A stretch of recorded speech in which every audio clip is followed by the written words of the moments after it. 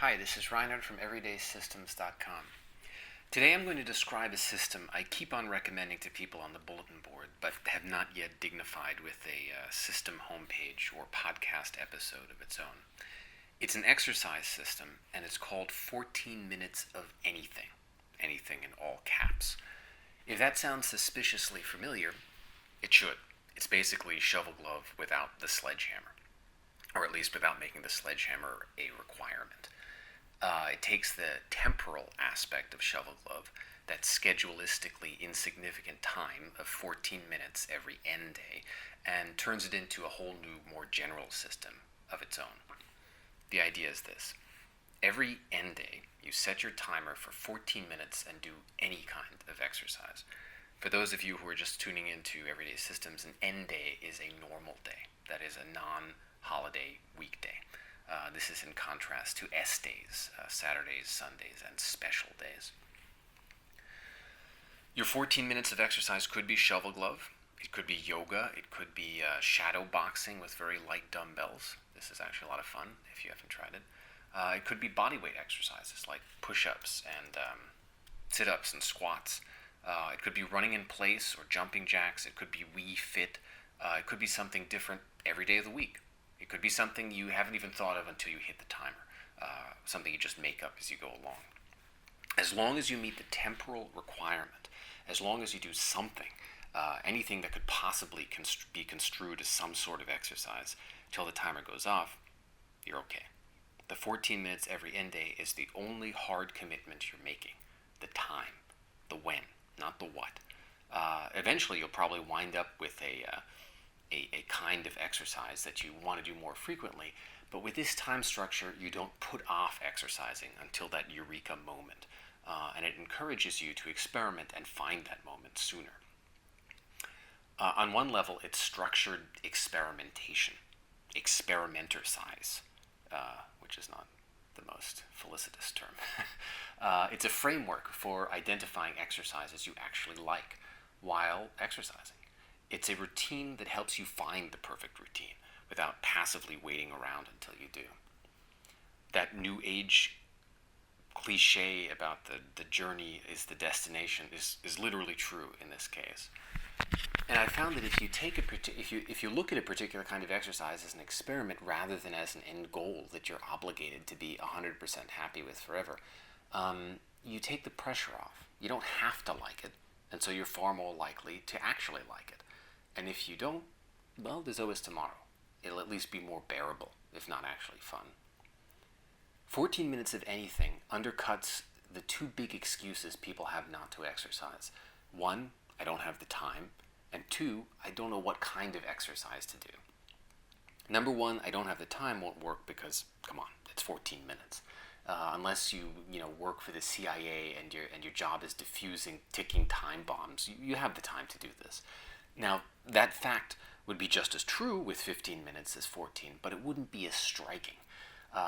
As I mentioned before, 14 isn't just an arbitrary number, it's a powerfully arbitrary number. The blatancy of its arbitrariness reminds you of how ridiculous your sober, seeming excuses to get around it are going to be. If you try to get out of exercising, you won't feel so much guilty or obligated as absurd.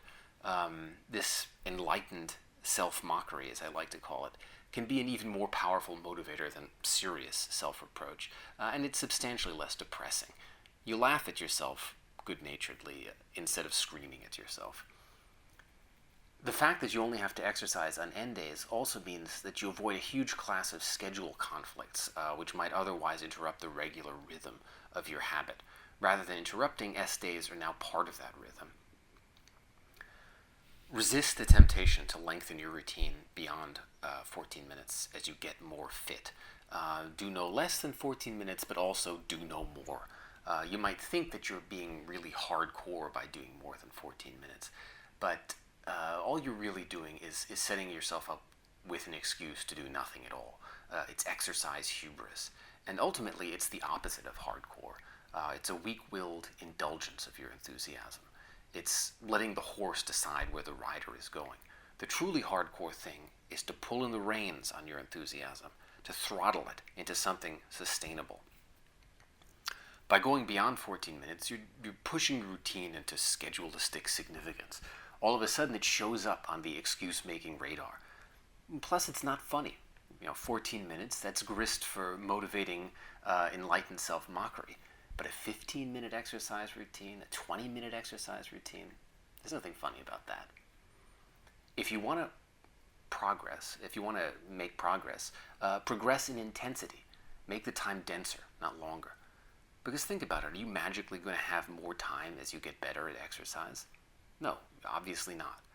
Though it's amazing how many people seem to think they will. Don't fall into this trap. Because if you do, what's going to happen is you'll overextend yourself and quit. I call this the I'll have more time as I get better fallacy. And it's actually a self-discipline problem that goes way beyond exercise.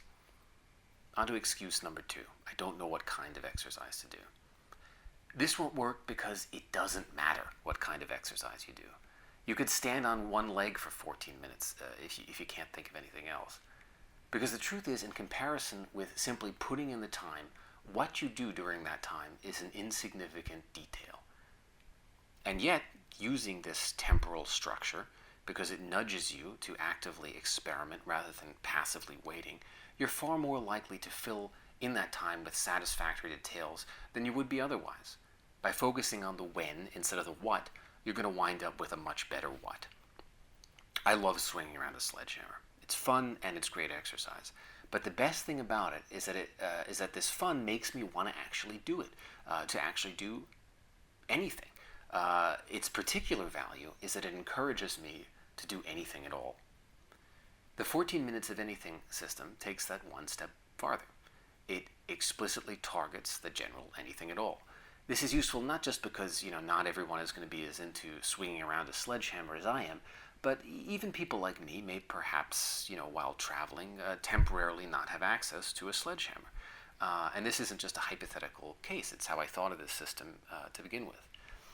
And I know this may sound like the Pope speaking heresy, but sometimes, maybe a few days a month, even I don't feel like swinging a sledgehammer around.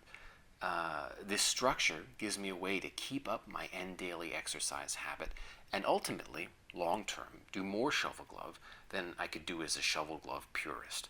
It keeps me from burning out. The truth is, I still almost always do Shovelglove and nothing but Shovelglove for the entire 14 minutes. But that little bit of spice of occasionally throwing in some other stuff keeps it from getting too dull and predictable. Even just the knowledge that I could legitimately throw in this other stuff without actually doing it is sometimes spice enough. It's like adding a whisper of vermouth to your martini. But let's say, purely hypothetically, that one day I do burn out on Shovelglove. I doubt I will, but it could happen. And for shuggers without my founder zeal, it's significantly more likely. But if your contract with yourself, the structure you've built for your habit, is purely about time and not about the kind of exercise, you can easily switch to another totally different kind of exercise with minimal disruption. The important part, in terms of habit, the when, stays constant. To speak like a programmer for a minute, you can easily swap out one implementation of your exercise routine interface for another.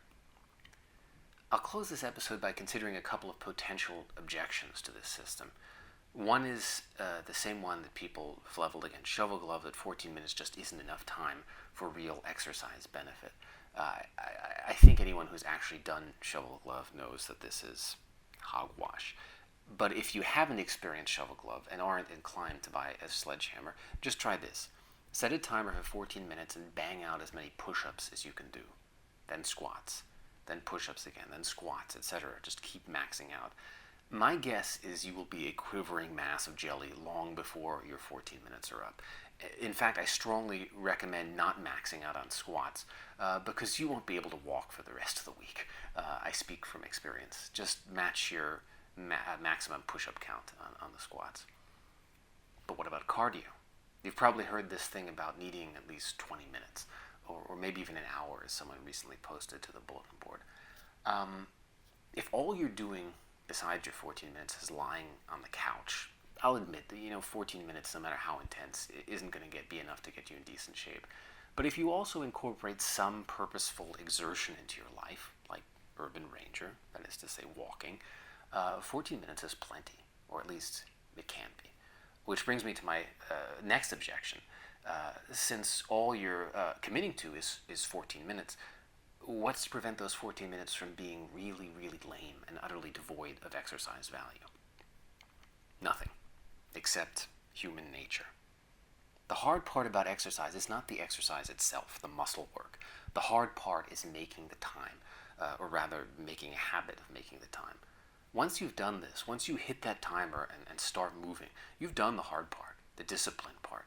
Physically doing the exercise is actually kind of fun, or at least it will be if you give yourself some freedom and don't start sadomasochistically micromanaging all the fun out of it. Building the temporal frame, the scaffolding, is the hard part, the part on which you should focus your self-discipline efforts. Filling in the scaffold is fun and easy. If you don't believe me, try it for a week. Then there's the opposite objection, that exercising 5 consecutive days a week is too much, that you should let your muscles rest on alternating days. If getting an optimally effective workout physically were your primary goal, it's possible there might be something to this. I actually have no idea. It doesn't even interest me, because that's not my goal. And unless you're some kind of semi-professional athlete, I don't think it should be your goal either. My goal is to have a sustainable exercise routine that keeps me reasonably fit, something I can envision doing barring serious injury into old age. And for that, the simplicity of work on weekdays, rest on holidays and weekends is perfect. I know that if I had a more complex schedule, I just wouldn't stick with it. I'd find some way to weasel out. The weekday-weekend division is so natural, so unambiguous, so excuse-proof. It works with the calendar, with the natural rhythm I already have in place for the rest of my life. I don't want to let some dubious locker room, premature optimization risk that tremendous, obvious advantage. And in terms of 5 straight days of exercise being dangerous, pre-agribusiness farmers and laborers did hard physical work for a lot longer than 14 minutes every end day. And they had 6 consecutive end days a week, not 5. And they probably worked harder, than this on their one day off. That being said, not all 14 minutes have to be equally intense. Remember that the contract you're making with yourself is only about time. If you're feeling beat, by all means allow yourself to take an easy 14 minutes. There's a huge difference in terms of exertion between a full-on, hardcore 14 minutes and a relaxed 14 minutes, but they're very similar in terms of habit. As with Shovelglove, if anything hurts, stop immediately and take the next day off. This isn't wimping out, it's true discipline, hardcore moderation. Another example of throttling your enthusiasm into something sustainable like I was talking about. And the better you are about doing this up front, the less often you'll have to resort to it later. I'll close with a self-quote from something I wrote on the Shovelglove bulletin board a couple of years ago. I think of injuries and pain not as a sign that I am hardcore and awesome, but as the mother of all excuses to stop exercising. The badass dude who brags, "no pain, no gain," is inevitably whining in bed shortly thereafter. Pain is for wusses and fools. Avoid it.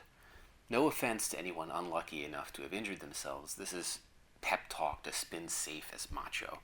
It can be a tough sell, so strong words are required. That's it. Thanks for listening.